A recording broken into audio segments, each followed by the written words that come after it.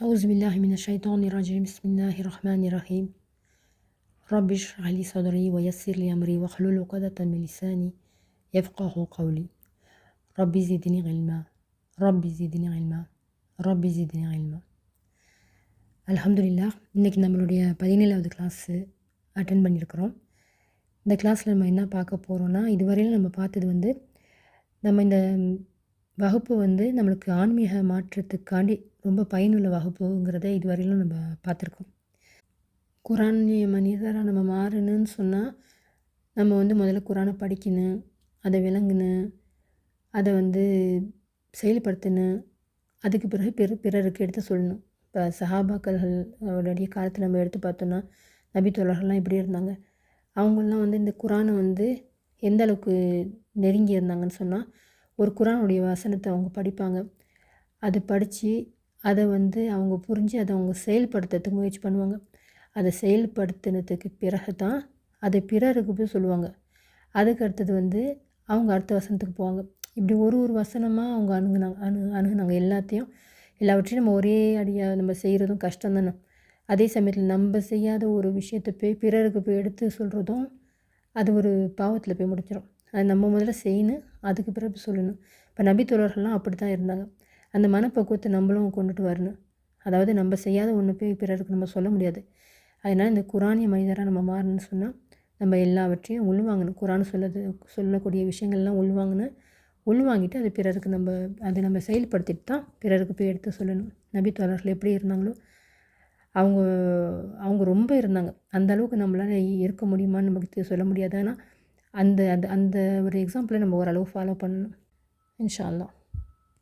இப்போ நம்ம வகுப்பில் கொடுக்கப்பட்ட முக்கியமான டாஸ்க் என்னென்னா, அல்லாஹ்வை நம்ம ஜிக்ரு செய்யணும். அப்போ நம்ம ஒரு நாளில் ஒரு 3 டைமு, அந்த 3 டைமும் நம்ம என்ன செஞ்சிட்ருக்கோம், நம்மளோட செயல்களை கொஞ்சம் சுய பரிசோதனை பண்ணி பார்க்கணும். செஞ்சிட்ருக்க செயல் இதை நாளைக்கு மறுமையில் எனக்கு நன்மையை கொடுக்குமா, தீமையை கொடுக்குமா, இதனால் என்ன பயன் அப்படின்னு சொல்லிட்டு நம்ம சிந்திக்கணும். இது எல்லாரும் செய்கிறோம் அல்ஹம்துலில்லாஹ். அதே போல் நம்ம புறம், அவதூறு, பொய் இதுலேருந்து விலகி இருக்கணும். நன்மை செய்யணும். நன்மையான காரியத்துக்கு நம்ம செஞ்ச நன்மையான காரியத்துக்கு நன்றி செலுத்தணும். தீமையிலேருந்து விலகி இருக்கணும். அப்படி தீமை செஞ்சிட்டோன்னு சொன்னால் அதுக்குள்ளே பரிகாரத்தை செய்யணும். அப்போ இதெல்லாம் நம்மளால் செய்ய முடியுமா, செஞ்சிட்ருக்கோமா, இதை ஃபாலோ பண்ணுறோமா அப்படின்னு சொன்னால் ஓரளவுக்கு எல்லாராலையும் இதை ஃபாலோ பண்ணுறதுக்கு ஓரளவு முடியுது. ஆனால் எங்கே எல்லாருக்கும் ஒரு ஒற்றை கருத்தாக எல்லாரும் எந்த ஒரு விஷயத்தில் நம்ம மைனஸ் ஆகிருக்கிறோன்னு சொன்னால் இந்த புறம் பேசுகிற விஷயத்தில் தான். இந்த புறம் விஷயத்தில் தான் எல்லாருமே கொஞ்சம் அடிபட்டு போயிடும். இந்த ஒரு விஷயத்தில் தான் ஓரளவுக்கு அதை அவங்கவுங்களுடைய சிச்சுவேஷனுக்கு தகுந்தப்பில் ஒவ்வொருத்தருக்கும் ஒரு விதமான சோதனைகள் வருது. இப்போ இந்த புறத்தை பொறுத்தவரை சில பேரால் முற்றிலுமாக தவிர்க்கிறதுக்கு முயற்சி பண்ணுறாங்க. சில பேரால் முற்றிலுமாக தவிர்க்க முடியல. சில பேர் தினமும் இந்த புறத்தினால அவதிப்பட்டுருக்காங்க. இந்த மாதிரி பலவிதமான மக்களை பார்க்க முடியுது. அது ஏன்னா இது எல்லாருக்கிட்டேயும் பழக்கத்தில் உள்ள ஒரு விஷயமா, சாதாரணமான ஒரு விஷயமா போனதுனால தான். இந்த புறம் பேசுகிறது, பிறரை பற்றி அவங்க இல்லாத நேரத்தில் அவங்கள பற்றி பேசுகிறது எல்லாருக்கும் அது ஒரு சர்வசாதாரணமான ஒரு விஷயமா போனதுனால யாருமே அது ஒரு தவறுதலாக நினச்சி செய்யலை. அது சாதாரணமான ஒரு விஷயமா நினச்சி செஞ்சதுனால தான் அது நம்ம அன்றாட வாழ்க்கையில் ஒரு விஷயமாயிடுச்சு. இப்போ இந்த பழக்கத்தை மாற்றணும் அப்படின்னு சொன்னால் அதுக்கு நம்ம பயிற்சி எடுக்கணும். அது கஷ்டமானால் எதுவுமே ஃபஸ்ட்டு ஆரம்பத்தில் செஞ்சுட்டு இருந்ததை விடணுன்னா டக்குன்னு ஞாபகத்தில் வராது. அதெல்லாம் கொஞ்சம் கொஞ்சமாக அப்படி பழக்கத்தில் வரணும். ஒரே நாளில் முடியுமானா கஷ்டம்தான். அதுக்கு பயிற்சி எடுக்கணும். அப்போ இதுலேருந்து நம்ம விலகி இருக்கணும்னு சொல்லிட்டு நம்ம முடிவு பண்ணி நம்ம அதை விட்டு போயிடுறோம். நம்ம பேச மாட்டோம், நம்ம நவுந்துடுறோம். ஆனால் திருப்பி யார் மூலியமாச்சும் ஏதாச்சும் ஒரு செய்தி ஒருத்தவங்கள்ட்ட பேசிகிட்டு இருக்கும்போது ஏதாச்சும் ஒரு செய்தி வந்துடுது. நம்ம அன்றாட வேலைக்கு போகிற சமயத்துலேயோ வெளியே போகும்போதோ அல்லது ஃபோன்லேயோ ஏதோ ஒரு வகையில் நமக்கு இந்த மாதிரியான ஒரு 4 பேரை சந்திக்கும் போது 4 பேச்சு வரதான் செய்யுது. அப்போ என்ன செய்கிறது, நம்ம இதுலேயும் விடுபடணும்னு முடிவு பண்ணிட்டோமே. அப்போ ஒருத்தவங்களை மூஞ்சில் அடித்த மாதிரி இல்லை நான் இப்போ பேசாதீங்க அப்படிலாம் சொல்கிறது சில பேருக்கு இந்த சங்கடம் ஏற்படுது. என்ன சொன்னால் கோச்சிக்குவாங்களோ, சொன்னால் நம்மளை பற்றி தப்பாக நினைப்பாங்களோ அப்படின்னு சொல்லிட்டு. அதே சமயத்தில் நம்ம தலையாட்டிக்கிட்டு அவங்க சொல்கிறது நம்ம பதில் பேசலை, ஆனால் அவங்க சொல்கிறத நம்ம கேட்டுக்கிட்டு இருக்கிறோம்னு சொன்னாலும் அதுவும் பாவம் தான். அந்த பாவத்தில் நம்மளுக்கு சமமாக ஆயிடுறோமே. அவங்களுடைய பாவத்தில் நம்மளும் பங்கு இதாயிரும். ஒரு இங்கே நம்மளுக்கு ஒரு பங்களிப்பு வந்துடுது. சிலருக்கு எப்படின்னா வந்து ஒரு புறம் பேசுகிறத கேட்டாலே அது கொஞ்சம் மகிழ்ச்சியாக இருக்குது, அதில் ஏதோ ஒரு இன்பம் காண்றோம் அப்படிங்கிற மாதிரிலாம் செய்தி சொல்கிறாங்க. இதில் இன்பப்படுறதுக்கு ஒன்றுமே இல்லை, இது மகிழ்ச்சி அடையிறதுக்கு ஒன்றுமே இல்லை. இன்னும் சொல்லப்போனால் இதில் வந்து ஒரு துன்பம் ஒன்று காத்துட்ருக்குதுன்னு தான் அர்த்தம். ஏன்னா இப்போது வந்து எதுவுமே யதார்த்தமான நடக்கக்கூடிய விஷயம் கிடையாது. உலகத்தில் நடக்கக்கூடிய நமக்கு எது வந்தாலும் சரி தான், ஒரு துன்பம் வந்துச்சு. இப்போ ஒருத்தவங்களுக்கு ஒரு ஆக்சிடெண்ட் ஆகிடுச்சு, ஏதோ ஒரு இழப்பு ஏற்பட்டுடுச்சு, எதுவாக இருந்தாலும் அது அல்லா தஆலா வந்து நமக்கு ஏன் கொடுக்குறான் அப்படின்னு சொன்னால், அது வந்து நம்ம செஞ்ச ஏதோ ஒரு பாவத்துக்கு பரிகாரமாக தான் நம்ம இதை அனுபவிக்கிறோம். நம்ம ஏதோ ஒரு பாவம் இப்போ இந்த புறம் பேசிட்டோம், இந்த புறம் பேசுனதுனால அல்லா தஆலா வந்து நம்ம பாவத்தை எப்படி நம்மளும் அந்த புறம்னு தெரியாமல் பேசிடுறோம், அதுக்கு மன்னிப்பும் கேட்க மாட்டேங்கிறோம். அப்போ அல்லாஹ் நம்மளை தண்டிக்கணுமே. இந்த உலகத்தில் தண்டிச்சா தான் மறுமையில் தண்டித்தா அந்த வேதனை நம்ம தாங்க மாட்டோமே. அப்போ அடியார்களுக்கு அல்லாஹ் செய்யக்கூடிய ஒரு கருணைன்னு கூட சொல்லலாம். அவன் இந்த உலகத்தில் நமக்கு இந்த கொடுக்கக்கூடிய துன்பங்கள். அப்போ இந்த துன்பத்து மூலியமாக அல்லாஹ் வந்து அந்த பாவத்தை நமக்கு போக்குறோம். அப்போ இது மகிழ்ச்சி அடையக்கூடிய ஒரு விஷயமானா, இந்த பிறருடைய பற்றி பேசி அந்த புறத்துனால ஒரு இந்த பாவத்தை சம்பாதிக்கிறது மகிழ்ச்சி எப்படி நம்ம தர முடியும்? இது வந்து ஒரு மகிழ்ச்சி தரக்கூடிய ஒரு விஷயம் கிடையாது. இது உண்மையிலே சொல்லப்போனால் ஒரு துன்பப்படக்கூடிய, ஒரு வருத்தப்படக்கூடிய விஷயம். அப்போ வந்து இதெல்லாம் நம்ம தவிர்க்கணும்னு நினைக்கிறோம். அப்போ இதெல்லாம் நம்ம தவிர்க்கும் போது என்ன ஆகுதுன்னா, நம்ம அல்லாஹ் வந்து அந்த தவிர்க்கும் போது என்ன அவன் நினைக்கிறான், என்ன நம்மக்கிட்ட அவன் எதிர்பார்க்குறான்னா, அவனுக்கு நம்ம நன்றி செலுத்துவோம்னு சொல்லிட்டு. அதெல்லாம் நம்ம தவிர்க்கிறது என்ன, அல்லாஹ்வுடைய அந்த ஏற்பாடு தானே அதுவும். அல்லாஹ்வுக்கு அப்போ நம்ம அதெல்லாம் தவிர்க்கும் போது, அல்லாஹ்வுக்காக நம்ம தவிர்க்கிறோம் வேணாம் அப்படின்னு நம்ம ஒதுங்கி இருக்கும்போது, அப்போ அல்லாஹ்வுக்கு நம்ம ஷுக்ர் செய்ய மறக்கக்கூடாது. அந்த ஷுக்ர் செஞ்சால் தான் அல்லாஹ் வந்து நம்ம கண்டிப்பாக நிச்சயமாக நமக்கு வெற்றி கொடுப்பான். இது வந்து சூரா இப்ராஹிமில் 14வது அத்தியாயத்தில் 7வது வசனமாக பார்க்கலாம். وَلَئِن تَأَذَّنَ رَبُّكُمْ لَئِن شَكَرْتُمْ لَأَزِيدَنَّكُمْ وَلَئِن كَفَرْتُمْ إِنَّ عَذَابِي لَشَدِيدٌ. நீங்கள் நன்றி செலுத்தினால் உங்களுக்கு அதிகமாக வழங்குவேன், நீங்கள் நன்றி மறந்தால் எனது வேதனை கடுமையானது என்று உங்கள் இறைவன் பிரகடனம் செய்ததை எண்ணி பாருங்கள். அப்போ அல்லாஹ்வுக்கு நம்ம நன்றி செலுத்தணும். ஒரு தீமையிலேருந்து நம்ம தடுத்துக்கிறோம், அல்லாஹ்வுடைய உதவியால் நம்ம தடுத்துக்கிறோம். அப்போ அவனுக்கு நன்றி செலுத்தணும். இல்லைன்னா வந்து அல்லாஹ் சொல்கிறான், நீங்கள் நன்றி செலுத்தினீங்கன்னா நான் வந்து உங்களுக்கு அதிகமாக தருவேன். அப்போ நம்ம அந்த ஞாபகம் வரணும் போதெல்லாம் நம்ம நன்றி செலுத்திக்கணும். அப்போ வந்து நம்ம நன்றி மறந்துட்டோம்னு சொன்னால் வேதனை அதிகமாக இருக்கும்னு சொல்கிறான் அல்லாஹ். அதனால் இதுக்கு நம்ம ரொம்ப பயந்துக்கணும். அப்போ கண்டிப்பாக நமக்கு வெற்றி கிடைக்கும். அந்த நேரத்தில் நம்ம அல்ஹம்துலில்லாஹ் அப்படின்னு சொல்லணும். எல்லா புகழும் அல்லாஹ் ஒருவனுக்கே. இந்த அல்ஹம்துலில்லாஹ்ங்கிறது நம்ம சாதாரணமாக எண்ணக்கூடாது. இந்த ஒரு வார்த்தை வந்து இது ஒரு மிகப்பெரிய சொல். அதாவது சொல்ல நம்ம இந்த வார்த்தை அல்ஹம்துலில்லாஹ்னு சொல்ல நிச்சயமாக நம்ம அந்த தீமையிலேருந்து விலக முடியும். இன்னொரு விஷயத்தையும் நம்ம வந்து மனசில் பதிய வச்சுக்கிட்டாலும் நமக்கு அந்த புறத்துலேருந்து வெளியாகலாம். என்னென்னா, நம்ம புறம் பேசுகிறதுனால நம்ம வந்து முத்தகீன்களுடைய பண்புகளை இழக்கிறோம். முத்தகீனா ஆகுறத நம்ம இழந்துடுறோம். அப்போ வந்து அந்த பரிசு நம்மளுக்கு கிடைக்காம போயிடுது. அப்போ இது எவ்வளோ பெரிய ஒரு இழப்பு. புறம் பேசுகிறதுனால ஒரு முத்தகீனா இருக்கக்கூடிய நம்ம அந்த முத்தகீன்கிற அந்த ஒரு முக்கியமான ஒரு முஸ்லீமு ஒரு இஸ்லாத்தில் உள்ளவனுக்கு முக்கியமானது என்ன, இந்த முத்தகீனா இருக்கிறது தானே. அப்போ அதே நம்ம வந்து அந்த தக்வாதாரியாக இல்லைன்னு சொன்னாலே அது ஒரு பெரிய இழப்பாச்சு. இப்போ வந்து உதாரணத்துக்கு சொல்லணும்னு சொன்னால், இப்போ நோன்பு நம்ம எடுத்துக்கிட்டோன்னு சொன்னால், நோம்பில் நம்ம என்ன செய்ய மாட்டோம், நோன்பு வந்து எல்லாருக்குமே நமக்கு தெரியும். நோம்பில் நம்ம வந்து உண்ண மாட்டோம், பருக மாட்டோம், உடல் உறவில் வந்து ஈடுபட மாட்டோம். அதெல்லாம் வந்து நமக்கு தெரியும். அது இல்லாமல் வந்து பொய் பேசுகிறது, புறம் பேசுகிறது, சண்டையை தவிர்த்துக்குவோம் அந்த நேரத்தில். இதெல்லாம் நமக்கு எல்லாருக்கும் தெரிஞ்சது தான். அல்-பக்ரா சூராவில் வரக்கூடிய 183வது வசனத்தில் கூட, யா அய்யுஹல்லதீன ஆமனூ குதிப அலைக்குமுஸ் ஸியாமு கமா குதிப அலல்லதீன மின் கப்லிக்கும் லஅல்லக்கும் தத்தகூன். நம்பிக்கை கொண்டோரே, நீங்கள் இறைவனை அஞ்சுவதற்காக உங்களுக்கு முன் சென்றோர் மீது கடமையாக்கப்பட்டது போல் உங்களுக்கு குறிப்பிட்ட நாட்களின் நோன்பு கடமையாக்கப்பட்டுள்ளது. இப்போ நோன்பு எதுக்கு கடமையாக்கப்பட்டது? நம்மளுடைய இறையச்சத்தை டெஸ்ட் பண்ணுறதுக்கு தான். அப்போ வந்து அந்த சமயத்தில் நோன்பு வச்சுக்கிட்டு நம்ம இறையச்சவாதியாக இருந்தோம்னு சொன்னால் நம்ம அந்த நோன்புலேருந்து அந்த டெஸ்ட்டில் பாஸ் ஆகிட்டோன்னு அர்த்தம். அப்போ நோன்பு வச்சுக்கிட்டு இதெல்லாம் இந்த சொல்லப்பட்ட இந்த தீமைகள்லாம் நம்ம தவிர்க்க முடியாமல் இருந்தோம்னு சொன்னால் அப்போ நம்ம நோன்பை வச்சு வேஸ்ட்டு. நோன்பு வைக்கலன்னு தான் அர்த்தம். அல்லாஹ்வுடைய பார்வையில் நோன்பு வைக்கலன்னு தான் அர்த்தம். இப்போ யாராச்சும் நம்ம வந்து நோன்பு வச்சிட்ருக்க சமயத்தில் நம்மக்கிட்ட சண்டைக்கு வராங்க. அந்த நேரத்தில் நம்ம என்ன செய்வோம்? எல்லாருக்கும் தெரிஞ்சது தான் நம்ம என்ன செய்வோம்னு சொல்லிட்டு நம்ம வந்து நோம்பாளின்னு சொல்லுவோம். நான் நோன்பு வச்சுருக்கிறேன் அப்படின்னு சொல்லிட்டு சொல்லுவோம். இதை வந்து நம்ம புகாரில் 1904 ஹதீஸாக பார்க்கலாம். நோன்பு பாவங்களிலிருந்து காக்கும் கேடயமாகும். எனவே உங்களில் ஒருவர் நோன்பு நோற்றால் அவர் கெட்ட பேச்சுகளை பேச வேண்டாம், கூச்சலிட்டு சச்சரவு செய்ய வேண்டாம். யாரேனும் அவரை ஏசினால் அல்லது அவருடன் சண்டையிட்டால் நான் நோம்பாளி என்று அவர் சொல்லட்டும். இந்த நபி சாசனம் அவங்க வந்து சொல்கிறாங்க. அப்போ வந்து யாராச்சும் நம்ம கூட சண்டைக்கு வந்தால் நம்ம சொல்ல வேண்டியதுன்னா நான் நோம்பாளி அப்படின்ட்டு. அப்போ நான் நோம்பாளின்னு அவர் சொல்கிறாரு. சரி, ஓகே. அப்போ நோம்பாளிங்கிறது வந்து அந்த நேரத்தில் சொல்லிடுறாரு. சொல்லி முடிச்சுட்டு நோம்புலாம் முடிஞ்சிருது. நோன்பு முடிஞ்சது பிறகு அவர் ஒரு கை பார்த்துருவோம் அப்படின்னு நினச்சிட்டு அந்த நோக்கத்தில் சொன்னாரா? அதுதான் நோக்கமா? அப்போ அந்த நேரத்தில் மட்டும்தான், அந்த நோன்பு நேரத்தில் மட்டும் நம்ம வந்து நோம்பாளியாக இருக்கிற சமயத்தில் மட்டும் இந்த சண்டையிலேருந்து தவிர்த்துக்கணும், பொய்யிலேருந்து தவிர்த்துக்கணும், புறத்துலேருந்து தவிர்த்துக்கணும். அப்படியா? அப்படி கிடையாது. நம்ம வந்து எல்லா நேரமும் அந்த இந்த நோம்பில் உள்ளது ஒரு பயிற்சி. நோம்புங்கிறது நமக்கு ஒரு பயிற்சி. அப்போ இந்த நோம்பில் நம்ம வந்து சண்டை போடாமல் இருக்கிறோமா? நோன்பு முடிஞ்சும் சண்டை போடாமல் இருக்கணும். இதுதான் அந்த தக்குவா வரவழைக்கிறது. இந்த நோன்பு நேரத்தில் மட்டும் நான் தக்குவா இருந்துப்பேன்.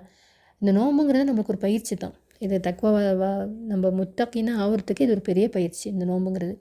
அப்போ அதை நம்ம புரிஞ்சுக்கணும். இது கூட நம்ம ஒரு சில வருடங்களுக்கு முன்னாடி நான் கூட ஒரு 2 சகோதரியை ஒரு நோன்பு சமயத்தில் பார்த்தேன். எப்படின்னா, நான் என்னுடைய மகளை வந்து ஸ்கூலுக்கு கூட்டிகிட்டு வந்த சமயங்களில் 2 பேர் நோன்பு நேரம், ரமதான் மாதம் நோன்பு எல்லாம் நோட்டிருந்த சமயம். அவங்களும் நோம்பாளி, 2 பேருமே நோம்பாளி. 2 சகோதரிகள் நோம்பாளி.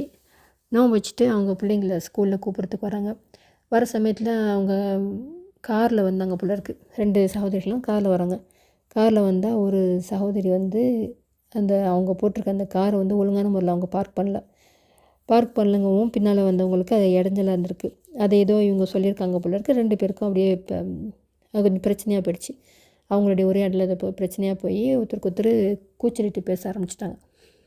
அப்போ வந்து பேசவும் எல்லோரும் கூடி வந்தவங்கலாம் அவங்கள வந்து கொஞ்சம் சமாதானப்படுத்துறதுக்கு முயற்சி பண்ணுறாங்க. என்ன சொல்லி சமாதானப்படுத்துகிறாங்கன்னு தெரியல. நான் கொஞ்சம் தூரம் நின்று பார்த்தேன். அப்போ 2 பேரும் சமாதானப்படுத்துறதுக்கு முயற்சி பண்ணி அது வந்து தோல்வியில் முடிஞ்சு 2 பேருமே ஒருத்தருக்கு திட்டிக்கிட்டு முகத்தை முறைச்சிக்கிட்டு கலைஞ்சி போயிட்டாங்க. சரி, அதுக்கு பிறகு வந்து நானும் ஒன்றும் சொல்லலை. அவங்க கூட்டமாக எல்லாம் நின்றாங்க. நான் எதுவுமே போய் பார்க்கல. அதுக்கு பிறகு அந்த சகோதரி நான் சந்தித்தேன். அன்றைய தினமே நான் சந்தித்து அவங்கள பார்த்துட்டு கேட்டேன், இப்போ காலையில் என்ன பிரச்சனை, என்ன? ஆமாம், எனக்கு கோவம் வந்துருச்சு அப்படின்னு சொன்னாங்க. அப்போ நான் சொன்னேன், நீ நோன்பு வச்சுருந்தியா அப்படின்னு கேட்டேன். ஆமாம், நோன்பு தான் அப்படின்னாங்க. அப்போ உன்னுடைய நோன்புடைய நிலை என்னன்னு உனக்கு தெரியுமா அப்படிங்கவும் யோசனை பண்ணாங்க. நான் சொன்னேன், நீ நோன்பு வச்சுட்டு நீ என்றைக்கு இந்த மாதிரியான பேச்செல்லாம் நீ விடலையோ உனக்கு நல்லா தெரியும் அந்த நோன்பு நமக்கு வந்து அந்த நோன்பு நமக்கு வந்து செல்லாது அப்படின்னு சொல்லிட்டு. அப்போ அந்த நேரத்தில் நீ வந்து உன்னுடைய தக்குவா எங்கே போச்சு அப்படின்னு சொல்லிட்டு சொல்லவும் ரொம்ப வருத்தப்பட்டாங்க அதுக்கு பிறகு. ஆனால் அது பிறகு வருத்தப்படுறதுல வந்து ஒரு யூஸும் கிடையாது. அந்த நேரத்தில் அந்த தக்குவாங்கிறது அந்த நேரத்தில் நமக்கு வரணும். அப்போ அல்லாஹ் தஆலா வந்து அந்த தக்குவா அந்த நேரத்தில் டெஸ்ட் பண்ணுறாங்கும் போது அதில் நம்ம பாஸ் ஆகணுன்னா தான் நம்ம வந்து முத்தக்கின்னு அர்த்தம். அப்போ இவங்க அந்த நேரத்தில் வந்து அவங்களுடைய அந்த கோபம் வந்து அவங்களுடைய அந்த தக்குவாவை மறக்கடிச்சிச்சு. அந்த நேரத்தில் அவங்க ஜிக்ர் மறந்துட்டாங்க. அல்லாஹ்னு ஒருத்தவங்க நம்மளை பார்த்துட்ருக்காங்க, அவனுக்கு பயந்து நம்ம இருக்கணுமே, அவன் தடுத்து நம்ம செய்யக்கூடாது. அந்த நேரத்தில் அந்த பயம் போயிடுச்சு. அதை அவங்க ரொம்ப ஃபீல் பண்ணாங்க பிறகு. அப்போ இதெல்லாம் வந்து நம்ம பார்க்குற ஒரு சம்பவமும் ஒரு விஷயமும் வந்து நம்மளை மாற்றணும். அப்போ நம்ம நோன்பு வைக்கும் போதும் நம்மள்ட்ட தக்குவா இருக்கணும், நோன்பு இல்லாத போதும் நம்மள்ட்ட இந்த தக்குவா இருக்கணும். எல்லா நேரமும் எது செஞ்சாலும் அந்த தக்குவா நம்ம கூடவே இருக்கணும். அப்போ இந்த புறத்தை பொறுத்த வரையிலும் வந்து நம்ம ஒருத்தவர் இல்லாத நேரத்தில் அவரை பற்றி பேசுகிறோம், அவருக்கு பிடிக்காத செயலை பேசுகிறோம், அது கூடாதுன்னு நம்ம எல்லாமே இப்போ தெரிஞ்சு வச்சுருக்கோம். அப்போ அது செய்யக்கூடாதுன்னு சொல்லிட்டு அப்போ சரி, அப்போ எதுவுமே பேசக்கூடாதா, இல்லை எதுவுமே விதிவிலக்கு கிடையாதா அப்படின்னா ஒரு சில விதிவிலக்கு இருக்குது.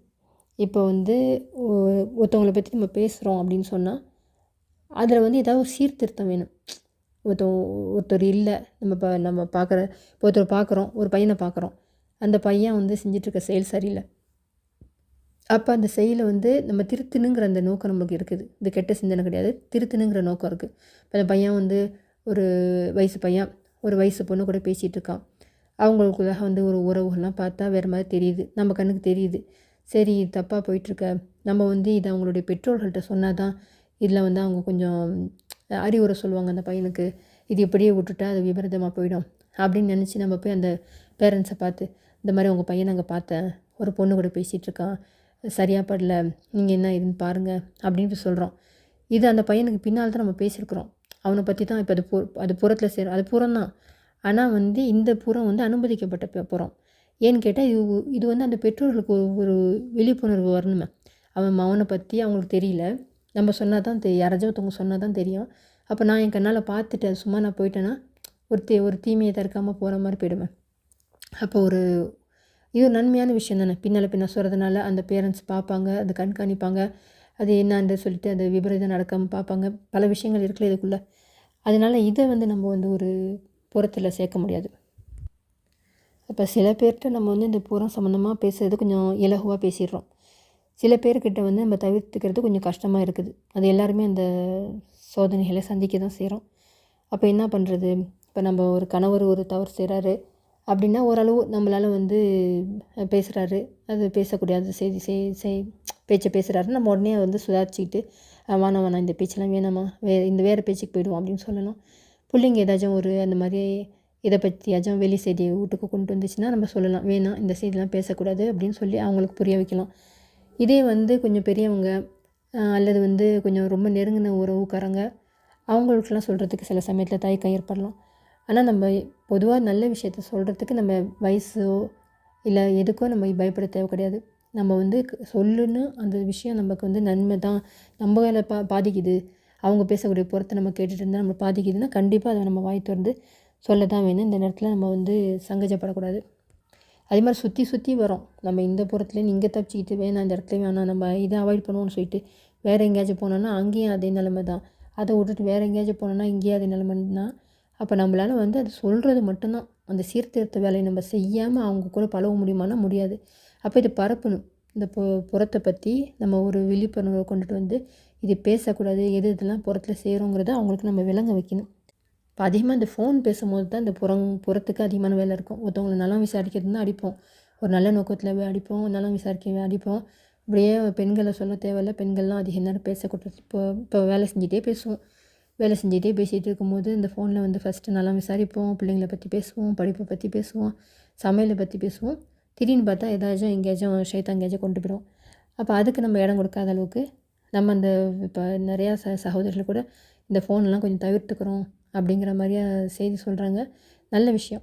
அதுக்குன்னு யாரையுமே நல்லா விசாரிக்காமல் இருக்கணும்னா அப்படி இருக்க தேவையில்ல. முக்கியமான செய்திகளை பேசிவிட்டு அதோட வந்து நம்ம டைவர்ட் ஆகிற மாதிரி தெரிஞ்சுன்னா அதோட நம்ம நிப்பாட்டிக்கிட்டு சுதாரிச்சுக்கிட்டு அந்த செய்தியிலேருந்து வெளியாகிடணும். இப்போ நம்ம செய்கிறத பார்த்து நம்ம பிள்ளைங்களும் வளருவாங்க. இப்போ நம்ம பாட்டுக்கு பேசிகிட்டு இருக்கோம், யார் பக்கத்தில் இருக்கிறாங்க, பிள்ளைங்க இருக்காங்களே, நம்ம பார்த்து தானே வளர்கிறாங்க. அதெல்லாம் கூட யோசனை பண்ணி பார்க்காம நம்ம செஞ்சோன்னு சொன்னால் அது அவங்களையும் பாதிக்கும், அவங்களும் கெட்ட உதாரணத்தை எடுத்துக்குவாங்க. அதனால் நம்ம முன்மாதிரியாக இருந்து காட்டணும். இப்போ அதே மாதிரியே வந்து சில சமயங்களில் பாருங்களேன், ஒரு எந்தெந்த இடத்துலலாம் புறம் வருது, இப்போ ஃபோன் பேசும்போது வருதுன்னு சொல்கிறோம். மற்றப்போ எங்கே வேணாலும் இந்த புறங்கிறது எல்லா இடத்துலையுமே வரத்துக்கு, ஒரு வேலை செய்கிற இடத்துல வரலாம், ஒரு கல்யாணக்கார வீட்டில் வரலாம். ஆனால் இதெல்லாம் வர்றது கூட பெருசாக தெரியல. ஒரு ஜனாசாவை அடக்கம் பண்ணிவிட்டு நம்ம வரோம். அந்த ஜனாசாவை அடக்கம் பண்ணிவிட்டு வந்ததோடையே அப்போ வந்து அந்த தொழுகை முடியுது. வந்தது பிறகு உடனே வந்து அந்த இறந்து போன ஜனாசாவை பற்றி போகிறோம். அவங்க இறந்து போயிட்டாங்க, அவங்களோட அமல்கள்லாம் முடிஞ்சு போயிடுச்சு, அவங்களோட எல்லா செயல்களும் முடிஞ்சு போயிடுச்சு, அவங்களுக்கும் இந்த வாழ்க்கைக்கும் பர்ஸக. ஆனால் வந்து அவங்கள பற்றி எப்படி பேசுகிறதுக்கு மனசு வருதுன்னு தெரியல. அந்த இடத்துல அவங்க அப்படி இருந்தார், அவர் இப்படி இருந்தார். நல்ல விஷயங்களை பேசுனா பிரச்சனை கிடையாது, நல்ல விஷயங்களை பேசுகிறதுக்கு அனுமதி இருக்குது. ஆனால் அந்த இடத்துலையும் அவரை பற்றி அவர் அந்த வாழ்ந்துட்டுருக்க காலத்தில் அவர் செஞ்ச தீய செயல்களை பற்றி இந்த மாதிரியான தவறான ஒரு கருத்துக்கள்லாம் வந்து பரிமாறப்படுது. இது ரொம்ப வந்து ஒரு கண்டிக்க வேண்டிய ஒரு விஷயம். ரொம்ப மனசு நொந்து போய் இந்த விஷயத்தெல்லாம் கேட்கும்போது ரொம்ப மனசு நொந்து போயிருக்குது. அப்போ அந்த இடத்துலையும் நம்ம வந்து அந்த ஒரு அறிவுரை சொல்லக்கூடிய ஒரு சிச்சுவேஷன் வருது. கண்டிப்பாக அந்த இடத்துல கூட சொல்கிறதுக்கு நம்ம தயங்கக்கூடாது. அப்போ இது ஃபுல்லாக நம்மளுடைய அந்த அன்றாட வாழ்க்கையில் சந்திக்கக்கூடிய அந்த பிரச்சனைகளை பற்றி நம்ம இப்போ இன்றைக்கி பார்த்தோம். முக்கியமாக நம்ம சென்ற பாடத்தில் பார்த்தது அந்த அஸ்மா அல் ஹுஸ்னாவுடைய தொடர்ச்சியில் வந்து நம்ம வந்து அல்லாஹ்வுடைய பெயரை குறித்து சில செய்திகளை பார்த்தோம். அப்போ அதுக்கு அல்லாஹ்ங்கிற பேருக்கு அடுத்து வந்து நம்ம முக்கியமான ஒரு இடத்துல இருக்கக்கூடிய பேர் வந்து ரப்புங்கிற பேர். இது வந்து கிட்டத்தட்ட ஒரு 900க்கு மேலே உள்ள இடங்களில் வந்து இந்த ரப்புங்கிற பேர் வந்து திருக்குறானில் வந்து இடம்பெறுது. அல்-ஃபாத்திஹா சூராலே நம்ம பார்க்கலாம். அல்ஹம்துலில்லாஹி ரப்பில் ஆலமீன் தான் ஃபஸ்ட்டு ஸ்டார்ட் ஆகுது. அந்த அல்-ஃபாத்திஹா சூராவே அப்படி தான் ஸ்டார்ட் ஆகுது. அப்போ வந்து அல்லாங்கிற பேருக்கு அடுத்தது வந்து ரப்புங்கிற பேர் தான் இடம்பெறுது. அதையும் குறிப்பிடத்தக்கது. இதனுடைய அர்த்தம் என்னன்னு சொல்லிட்டு பார்த்திங்கன்னா, ரப்புனா வந்து உரிமையாளன். அதாவது அனைத்துக்கும் அவன் உரிமையாளன். அவன் சீர்திருத்துபவன். அதாவது எல்லா காரியத்தையும் அவன் சீர்திருத்துபவன், பராமரித்து பாதுகாப்பவன். இந்த அர்த்தத்தெல்லாம் நம்ம கொடுக்கலாம். இப்போ ஷார்ட்டாக சொல்லணுன்னா பராமரித்து பாதுகாத்து வளர்ப்பவன் சொல்லலாம். அப்போ இந்த ரப்புங்கிற சொல்லை பற்றி தான் இன்ஷா அல்லாஹ் நம்ம வந்து வரக்கூடிய வகுப்பில் பார்க்க போகிறோம். இன்ஷா அல்லாஹ் அடுத்த வகுப்பில் சந்திப்போம். இந்த வாய்ப்பு கொடுத்த ரப்புக்கே எல்லா புகழும். சுப்ஹானக அல்லாஹும்ம வ பிஹம்திக அஷ்ஹது அல்லா இலாஹ இல்லா அன்த அஸ்தக்ஃபிருக்க வ தூபு இலைக். அஸ்ஸலாமு அலைக்கும் வரஹ்மத்துல்லாஹி வபரகாத்துஹு.